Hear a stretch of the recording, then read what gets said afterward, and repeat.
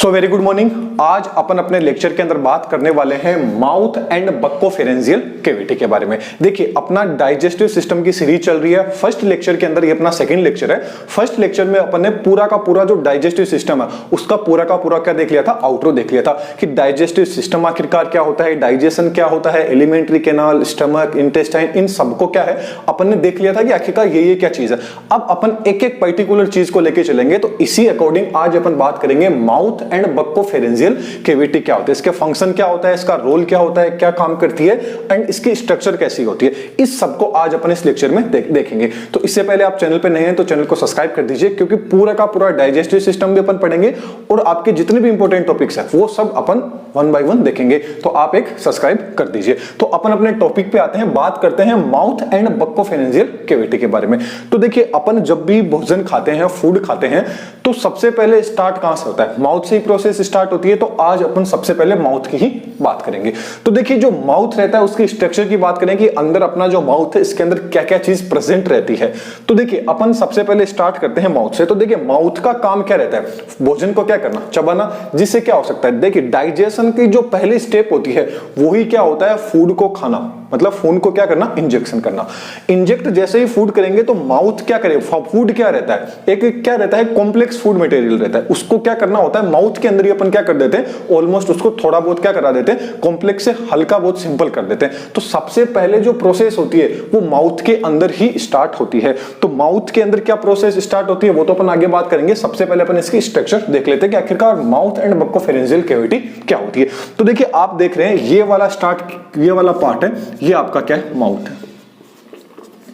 ये क्या है, आपका माउथ वाला पार्ट हो जाता है। अब देखिए, जो माउथ वाला पार्ट है, जैसे ही आप अपना मुंह खोलोगे तो अंदर के अंदर क्या होगा, आप जब अपनी जीभ है इसको ऊपर की ओर टच करोगे तो क्या करेगा, अपन को एक हार्ड पैलेट देखने को मिलेगी। क्या देखने को मिलेगी, एक हार्ड पैलेट, अपन जिसको ऊपर वाला तालू बोलते हैं, ये क्या होता है, हार्ड पैलेट होती है। इसके ऊपर आपने देखा होगा इस लाइक की क्या होती है, स्ट्रक्चर रहती है। इसको क्या बोलते हैं, साइंस की लैंग्वेज में बोलते हैं पेलेटिन रूगे। मतलब मान लीजिए, देखिए ये जो आप टी शर्ट देख रहे हैं, इस टी शर्ट के ऊपर अपन ऐसे इसको क्या कर देते हैं, हल्का बहुत क्या कर देते हैं, ऐसे फोल्ड कर दिया, इसको क्या कर दिया, ऐसा फोल्ड कर दिया।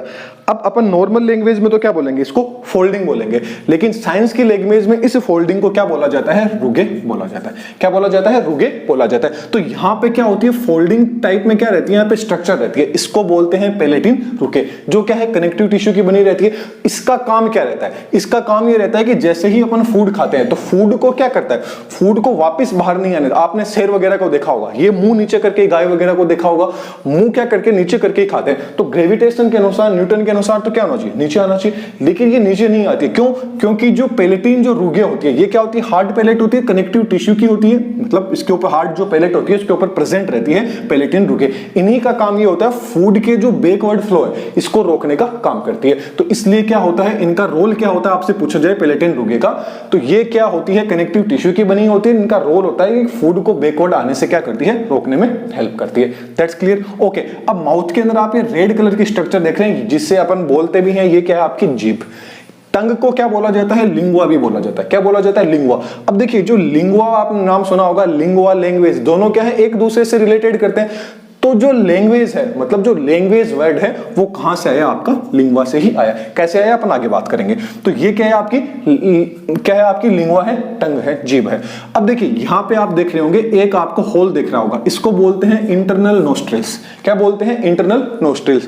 क्योंकि आपने देखा होगा जो अपनी आंखें होती है, अपना जो नाक होता है, मुंह होता है, ये लगभग क्या होते हैं, एक ही जगह पे क्या रहते हैं, ओपन होते हैं। एक ही जगह पे क्या होते हैं, ओपन होते हैं। तो नाक आपने कभी देखा होगा कि अपन खाना पानी वगैरह पीते हैं तो कभी क्या होता है, या कई लोग होते हैं जो क्या करते हैं, नाक में से पानी डालते हैं, मुंह में से वापस निकाल देते। तो ये क्या है, एक होल रहता है, नाक से जो ऑक्सीजन जाएगी तो वो अंदर आएगी, तो यहीं से वो ऑक्सीजन क्या होगी, अपनी बॉडी के अंदर जाएगी। तो इसको क्या बोलते हैं, इंटरनल नोस्ट्रिल बोलते हैं, जो क्या रहता है, एक छेद प्रेजेंट रहता है। अब ये जो हार्ड पैलेट है ना, हार्ड पैलेट से यहाँ पे कुछ आपको लटका हुआ दिख रहा होगा, ये क्या होती है, सॉफ्ट पैलेट होती है। ये क्या होती है, सॉफ्ट पैलेट होती है, जिसको वल्वा बोला जाता है। इसको क्या बोला जाता है, वल्वा बोला जाता है। अब देखिए ये क्या होती है, सॉफ्ट पैलेट है, आप जिस बोल रहे हैं, आप अपन बोल रहे हैं, तो ये क्या रहती है, इसका फंक्शन क्या रहता है, वल्वा का फंक्शन क्या रहता है कि मान लीजिए जब अपन पानी वगैरह पीते हैं, खाना वगैरह खाते हैं, तो ये क्या होती है, ऊपर क्या हो जाती है, ऐसे क्या होती है, ऊपर की ओर क्या हो जाती है, टच हो जाती है, यहां पे क्या हो जाती है, टच हो जाती है, ताकि नाक के अंदर क्या हो, पानी नहीं जा सके, खाना वगैरह क्या हो इसके अंदर नहीं जा सके। तो मेन फंक्शन इसका क्या हो जाता है, और भी इसके फंक्शन है, मेन फंक्शन की यदि बात करें तो ये क्या हो जाती है कि पानी को क्या होती है, नाक के अंदर नहीं जाने देती है, जो अपन पानी पीते हैं। एंड इसका भी रोल जो मतलब जब अपन जो भी आवाज निकालते हैं, अब क्या बोल रहे हैं अपन, जो लैंग्वेज आप मेरी सुन पा रहे हैं, तो ये लैंग्वेज क्या सिर्फ जीभ का काम नहीं है, इसके अंदर रोल रहता है किसका, आपका लेरिंग्स का रोल रहता है, जिसको साउंड बॉक्स भी बोला जाता है। लेरिंग्स एंड जो आपकी टंग है एंड साथ में जो आपका वल्वा है, ये तीनों मिलके काम करते हैं, उससे क्या निकलती है, आपकी लैंग्वेज निकल देती है। तो जो भाषा अपन बोल रहे हैं, इस भाषा के अंदर किसका काम रहता है, लेरिंग्स का रहता है, लिंगवा का रहता है एंड वल्वा का काम रहता है, मतलब टंग का काम रहता है। इसका काम आपने देख लिया कि सॉफ्ट पैलेट का काम क्या रहता है, जिसको अपन वल्वा, ये क्या होती है, वल्वा होती है, जो सॉफ्ट पैलेट है इसका काम रहता है ये कि क्या होता है, पानी को नोजल के जो अपना नाक है इसके अंदर नहीं जाने देता है। अब नाक के जस्ट नीचे क्या प्रेजेंट है, नेजोफेरिंक्स, इसको क्या बोला जाता है, नेजोफेरिंक्स, एंड साथ में क्या होती है, ओरोफेरिंक्स एंड लेरिंगियोफेरिंक्स होती है। तो तीनों की तीनों है, इन तीनों को कंबाइंड रूप से क्या बोल दिया जाता है, फेरिंग्स बोल दिया जाता है। अब आप एक चीज नोटिस कीजिए, अपन खाना खाते हैं, वो भी क्या होता है, अपन ने खाना खाया तो खाना भी क्या होगा, किससे होके आ रहा है, किससे होके आ रहा है, आपकी फेरिंग से होके आ रहा है। आपकी जो आवाज निकल रही है, जो लेरिंगियोफेरिंक्स है, ये भी कहां से होके आ रही है, फेरिंग से होके आ रही है। आप जो सांस ले रहे हैं वो भी किससे हो रहा है, इंटरनल नोस्ट्री से कहां आ रहा है, किसके अंदर आ रहा है, फेरिंग्स के अंदर ही आ रहा है। मतलब तीनों की तीनों चीज कहां हो रही है, फेरिंग्स के अंदर ही आके मिल रही है। इसलिए जो अपनी फेरिंग्स है, इस फेरिंग्स को क्या बोला जाता है, कॉमन पाथ बोला जाता है, किसका, एयर का एंड फूड का। वेरी इंपॉर्टेंट क्वेश्चन है कि जो फूड एंड एयर का कॉमन पाथ कौन सा होता है, वो आपका होता है फेरिंग्स होता है, क्योंकि फेरिंग्स के अंदर ही क्या होगा, जो आपका खाना होगा वो भी फेरिंग्स के अंदर ही पहले आके जाएगा, और जो आपकी ऑक्सीजन वगैरह, आप सांस वगैरह लेते हैं, एयर वगैरह होती है, वो भी क्या होती है, आपकी फेरिंग से ही होके जाएगी, और अपन जो आवाज बोल रहे हैं वो भी फेरिंग से ही होके आएगी। Okay, that's clear. फेरिंग्स का रोल अपन ने देख लिया। अब अपन ये दो आपको पाइप दिख रही होगी, दो क्या जाती है, अपनी पाइप जाती है।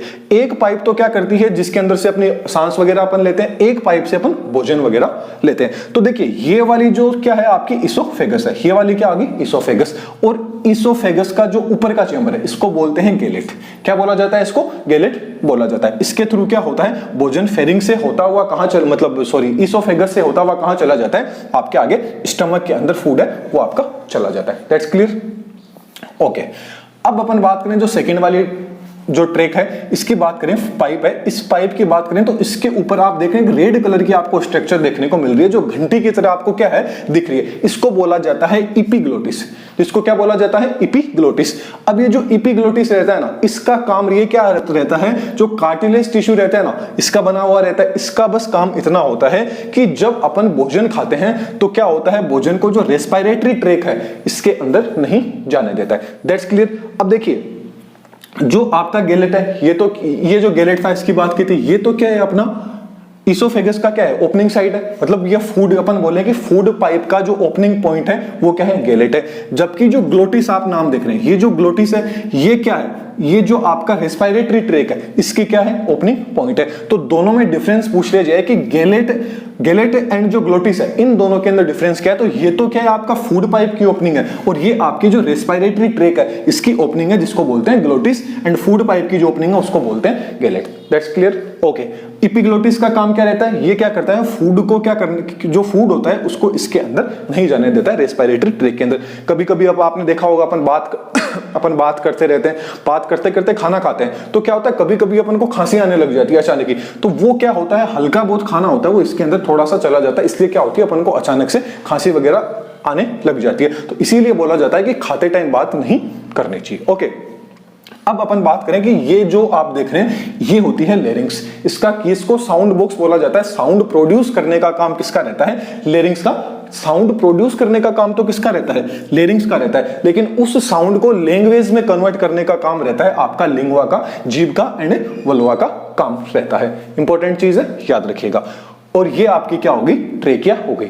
अब देखिए जब अपन क्या करते हैं, भोजन वगैरह खाते हैं, जो भी अपन फूड वगैरह खा रहे हैं, तो क्या हो रहा है, गैलेट के अंदर नहीं जा सके, मतलब सॉरी इसके अंदर, किसके अंदर, ग्लोटिस के अंदर नहीं जा सके, इसलिए क्या प्रेजेंट रहता है, एपिग्लोटिस रहता है, जो क्या है, इलास्टिक कार्टिलेज की बनी हुई रहती है।